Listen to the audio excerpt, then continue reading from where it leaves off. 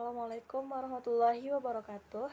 Perkenalkan, nama saya Asyifa Adila Zuhri, NIM 21104220008 dari kelas B. Baiklah, pada kesempatan kali ini saya akan menjelaskan salah satu dari sistem organ yang ada pada manusia, yaitu sistem ekskresi. Baiklah, sebelum itu saya akan menjelaskan terlebih dahulu pengertian ekskresi secara umum. Ekskresi merupakan proses pembuangan zat sisa dari proses metabolisme tubuh manusia. Nah, sedangkan sistem ekskresi sendiri merupakan sistem yang mengolah dan membuang zat-zat hasil metabolisme. Nah, yang berikut ini merupakan gambaran dari sistem ekskresi pada manusia. Sistem ekskresi mempunyai 4 organ. Yang pertama adalah paru-paru, yang kedua adalah kulit, yang ketiga hati, dan yang keempat adalah ginjal. Masing-masing organ ini mempunyai fungsinya tersendiri. Organ yang pertama adalah paru-paru. Paru-paru sendiri kita gunakan untuk bernafas. Dan proses ekskresi yang terjadi pada paru-paru adalah proses bernafas. Adapun zat sisa atau residu yang dihasilkan dari proses metabolisme pada paru-paru berupa karbon dioksida. Paru-paru sendiri terdiri dari 2 bagian, yaitu bagian kiri dan bagian kanan. Yang mana bagian kiri ini terdiri dari 2 segmen dan bagian kanan ini terdiri dari 3 segmen.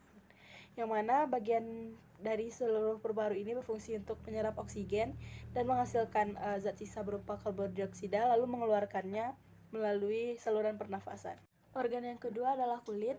Kulit ini merupakan organ terluar dari tubuh kita yang berfungsi untuk melindungi organ-organ di bawahnya. Lalu mengapa kulit ini dapat kita masukkan ke salah satu organ ekskresi? Hal ini disebabkan karena kulit menghasilkan zat sisa berupa keringat.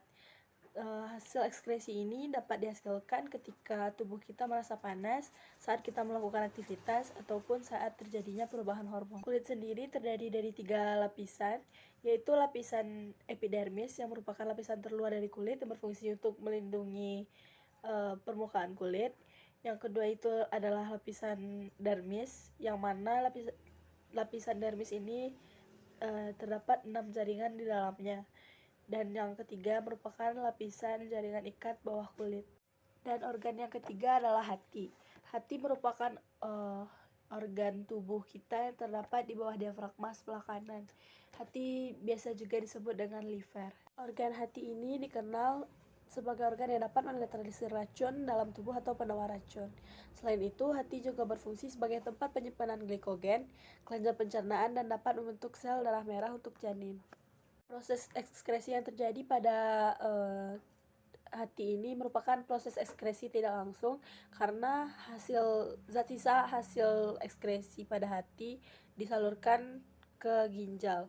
Zat yang dihasilkan berupa getah empedu yang rusak. Dan organ yang terakhir adalah ginjal. Ginjal merupakan suatu organ yang dikenal dengan proses ekskresi yang menghasilkan urin. Di dalam tubuh terdapat sepasang ginjal, yaitu ginjal kanan dan ginjal kiri, di mana ginjal kanan ini terletak di ruas tulang pinggang dan ginjal kiri ini terletak di rongga perut bagian kiri. Proses sistem ekskresi ginjal disebut dengan kencing dengan zat sisa yang berupa cairan urin. Nah, ginjal ini mempunyai beberapa fungsi. Yang pertama itu berfungsi sebagai penyaring zat sisa hasil metabolisme dari darah. Dan yang kedua itu berfungsi sebagai penjaga keseimbangan cairan tubuh, basa, kadar asam, serta garam.